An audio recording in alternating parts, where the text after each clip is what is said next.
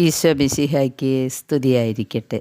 പ്രിയ സഹോദരങ്ങളെ, ഇന്ന് ജൂലൈ 20 നമ്മൾ പ്രവാചകനായ വിശുദ്ധ ഏലിയാസിനെ ഓർക്കുന്ന ദിവസമാണ് ഇന്ന്. വിശുദ്ധ ഏലിയ പ്രവാചകനെക്കുറിച്ച് നമുക്ക് ആരും പറഞ്ഞു തരേണ്ട ആവശ്യമില്ല. വിശുദ്ധ ഗ്രന്ഥത്തിൽ പഴയ നിയമകാലത്തെ പ്രവാചകന്മാരിൽ പ്രധാനിയായ ഒരാളാണ് ഏലിയാസ് പ്രവാചകൻ.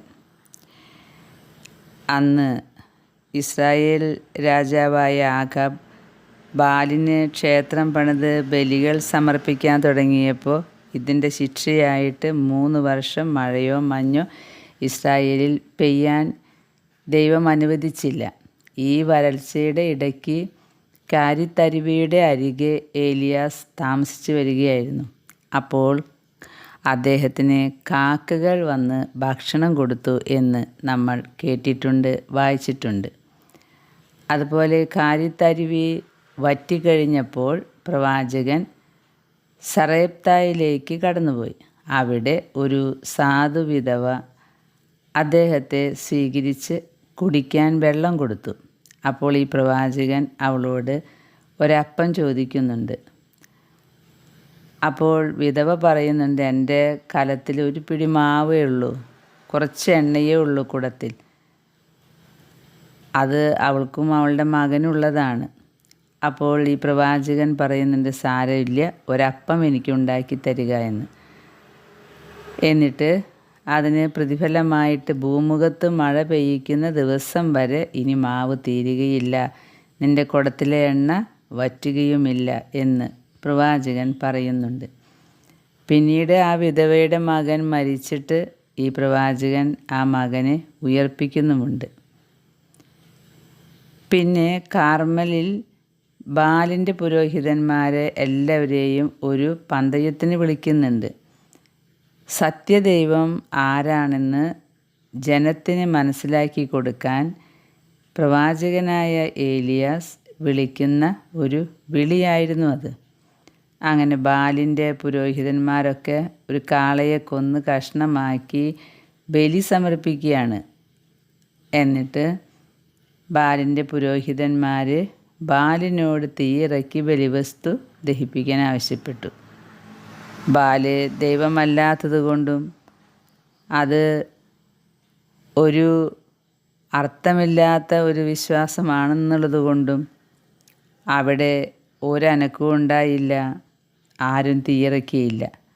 എന്നാൽ സത്യദൈവമായ ഏകദൈവമായ സൃഷ്ടാവിൻ്റെ ഒരു പ്രവാചകനായ ഏലിയാസ് ബലിപീഠം നിർമ്മിച്ച് കാളകളെ കഷ്ണമാക്കി വിറകിൽ വെച്ച് 3-4 കുടം വെള്ളം അതിൻ്റെ മേലൊഴിച്ച് പിന്നീട് ബലിവസ്തുക്കളെ ദഹിപ്പിക്കാൻ യഹോവയോട് പ്രാർത്ഥിക്കുകയാണ്, സൈന്യങ്ങളുടെ കർത്താവിനോട്. അപ്പോൾ സ്വർഗത്തിൽ നിന്നും അഗ്നി ഇറക്കി കാളയെ ദഹിപ്പിച്ചു. അങ്ങനെ ഇസ്രായേലിൻ്റെ ദൈവമായ സൈന്യങ്ങളുടെ കർത്താവാണ് സാക്ഷാൽ ദൈവമെന്ന് അവിടെ ഏലിയാസ് സമർത്ഥിപ്പിക്കുന്നുണ്ട്.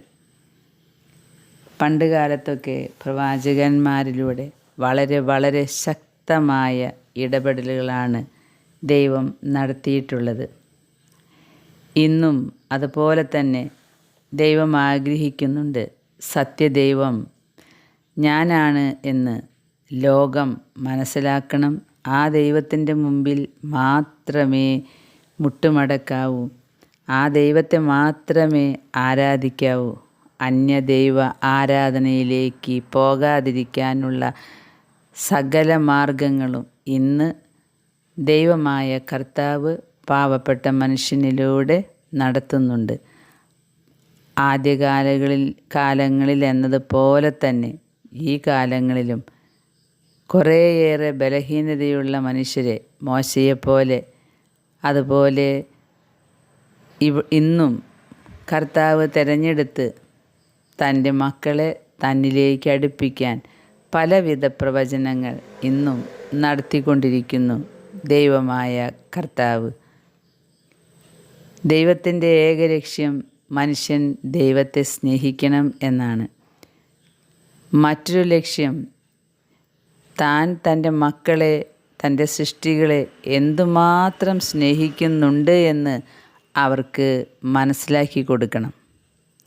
മൂന്നാമത്, എൻ്റെ നിയമം തെറ്റിച്ചാൽ ഞാൻ ശിക്ഷിക്കുന്ന നീതിമാനായ ദൈവമാണെന്നും മനസ്സിലാക്കണം.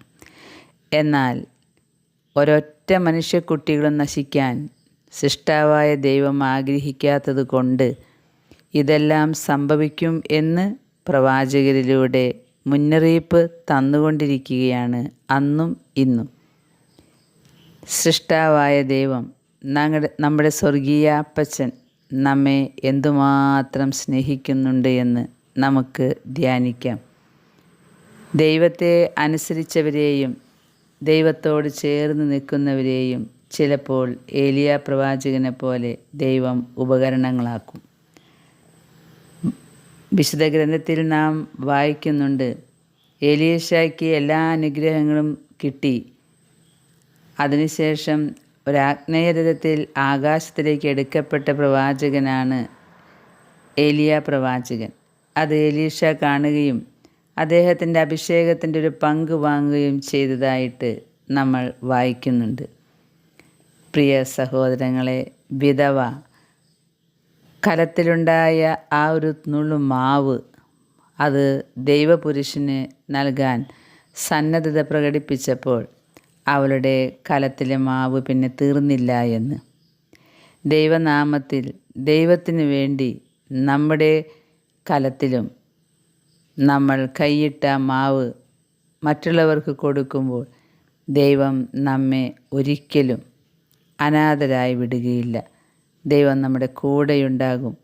ചെയ്ത സൽപ്രവൃത്തി എപ്പോഴും ഓർമ്മയിൽ കൊണ്ടുവന്ന് അതനുസരിച്ച് പ്രതിഫലം നൽകുന്നവനാണ് നമ്മുടെ ദൈവമായ കർത്താവ്. സ്വർഗപിതാവിന് നമുക്ക് നന്ദി പറയാം. വളരെയേറെ ദൈവസ്നേഹത്തോടെ ഓരോ ചെറിയ നന്മയും നമുക്ക് ചെയ്യാം. നന്മ ചെയ്യുമ്പോൾ സ്നേഹം കുറഞ്ഞു പോകാതിരിക്കാൻ നമുക്ക് ശ്രദ്ധിക്കാം. കാരണം സ്നേഹമാണ് സർവോത്കൃഷ്ടം. മനുഷ്യക്കുട്ടികൾ ദൈവത്തെ സ്നേഹിക്കുക, പരസ്പരം സ്നേഹിക്കുക, ഇതാണ് ദൈവത്തിൻ്റെ ഏക ലക്ഷ്യം അന്നും ഇന്നും എന്നും. സ്നേഹത്തിൽ ഒന്നിച്ച് ദൈവത്തോടൊപ്പമായിരിക്കുന്ന ആ പുതിയ ആകാശവും പുതിയ ഭൂമിയുമുള്ള ആ ലോകത്തിലേക്ക് എത്തിപ്പെടാനായിട്ട് പ്രവാചകർ നമ്മെ സഹായിക്കട്ടെ.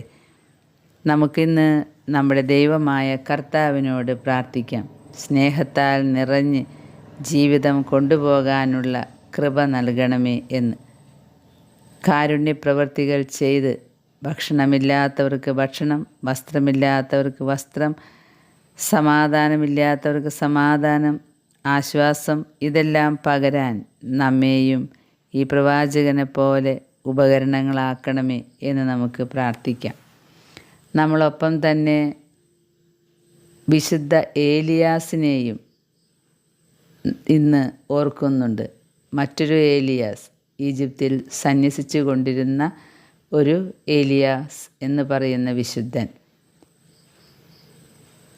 ഏക സ്വഭാവവാദികളുടെ മർദ്ദനം അലക്സാണ്ട്രിയയിൽ ആരംഭിക്കുമ്പോൾ അദ്ദേഹം പലസ്തീനയിലേക്ക് പലായനം ചെയ്തതായിട്ട് ചരിത്രത്തിൽ കാണുന്നുണ്ട്. പിന്നീട് ജെറീക്കോയിൽ ആശ്രമം ആരംഭിച്ചു. പിന്നെ വൈദിക പട്ടം സ്വീകരിച്ചു. അങ്ങനെ അദ്ദേഹം ജീവിക്കുമ്പോഴാണ് കർത്താവിൻ്റെ പടയാളിയായിട്ട് മരിക്കാനായി ഇടവന്നത്. ക്രിസ്തുവിൽ ഏക സ്വഭാവമേ ഉള്ളൂ എന്ന് പറയുന്ന ഏക സ്വഭാവവാദികളുടെ ഒപ്പം നിൽക്കാത്തതിനാൽ അദ്ദേഹത്തെ കോൺസ്റ്റാന്റിനോപ്പിളിലെ അനസ്റ്റാസിയൂസ് ചക്രവർത്തി നാടുകടത്തുകയാണ്. അതുപോലെ തന്നെ അതേ കാരണത്തിന് തന്നെ അന്ത്യോക്യയിലെ പാട്രിയാർക്ക് ഫ്ലാവിയാനും നാടുകടത്തപ്പെട്ടു. ഏലിയാസ് ഐലായിൽ വെച്ചും ഫ്ലാവിയൻസ് അറേബ്യയിൽ പേത്ര എന്ന സ്ഥലത്ത് വെച്ചും മരിക്കുകയാണ്. നമുക്ക് പ്രവാചകനായ ഏലിയാസിൻ്റെ ഒപ്പം ഈ വിശുദ്ധനായ ഏലിയാസിനെയും ഫ്ലാവിയാസിനെയും ഓർക്കാം. ക്രിസ്തുവിന് വേണ്ടി അവരെല്ലാം ധീരമരണം പ്രാപിച്ചെങ്കിൽ നമുക്കും അവസാന ശ്വാസം പോകുന്നതുവരെ ഈശോയിലുള്ള വിശ്വാസം വെടിഞ്ഞു പോകാതിരിക്കാൻ പ്രാർത്ഥിക്കാം. സൃഷ്ടാവായ ദൈവത്തെ നമുക്ക് ആരാധിക്കാം. അവനെ മാത്രമേ ആരാധിക്കാവൂ. പിതാ, പുത്ര, പവിത്രാത്മൻ നമ്മുടെ ഏക ദൈവമായിരിക്കട്ടെ. ദൈവത്തിൻ്റെ എല്ലാ കൃപകളും ഈ അന്ത്യകാലത്തിൽ മനുഷ്യമക്കളിലേക്ക് ഒഴുകിയിറങ്ങട്ടെ എന്ന് പ്രാർത്ഥിച്ചുകൊണ്ട് ആമേൻ.